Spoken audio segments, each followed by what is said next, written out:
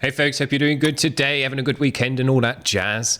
Now we got an exclusive vid today for a new band to the show, but featuring a good friend of the show, Patrick McElravy. He's doing some guest vocals on this one. Very cool. He's doing some guest vocals for me. Hopefully get that project out soon as well. This is Marion Drain Project. It's a one-man band otherwise, doing all the music and recording and everything. You know, we love that on this channel. This track they've got for us is called Swept Away. It's a brand new single. So let's give it a spin, check it out.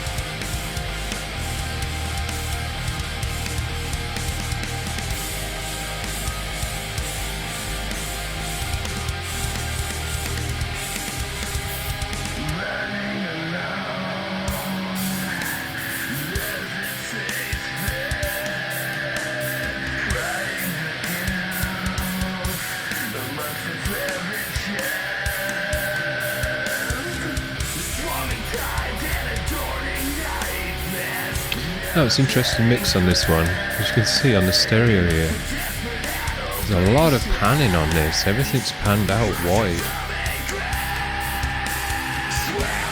It gives the mix a certain kind of sound when you do that, when there's very little actually down the middle. It feels like if you imagine people on a stage as if they're kind of spread to either side on the stage.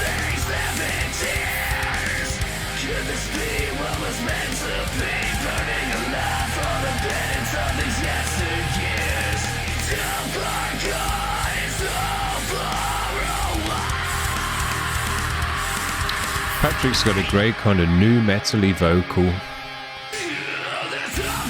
Reminds me of Mudvayne and stuff like that. If it's the kind of music that suits that vocal, he can sort you out no worries.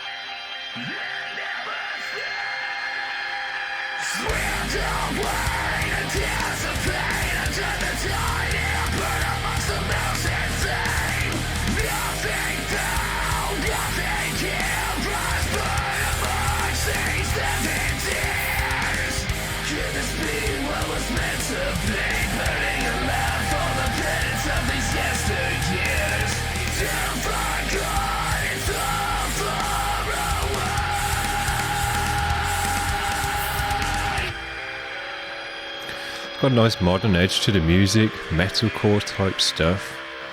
It's got a cool modern guitar tone to go with it as well.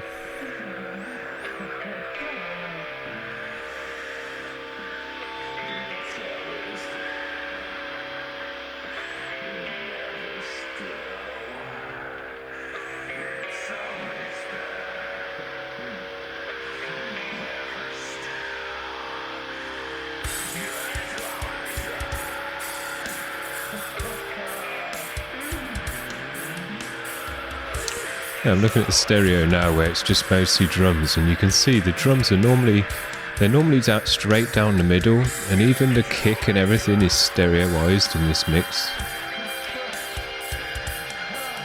And I think that's actually gone a bit too far in this one, because it leaves the middle a bit empty, leaves it a bit kind of thin without without the drums and the bass. I mean, the vocals going down the middle more so, but normally the way you set up a mix, for anyone who kind of doesn't really know, looking at the stereo down there, is the drums will be a set of dots coming straight down the middle, the bass as well, and the vocal, and that normally fills out that middle space because the bass doesn't really clash with the vocal in terms of the frequencies. It's a different kind of frequency, and the drums do clash a bit with the bass, but you can fix that in other ways. And the cymbals don't really clash with the bass or anything like that. So you can have all those straight down the middle without clashing with each other too much and fill out that center ground. And then what you tend to do then is pan the guitars out wider than that.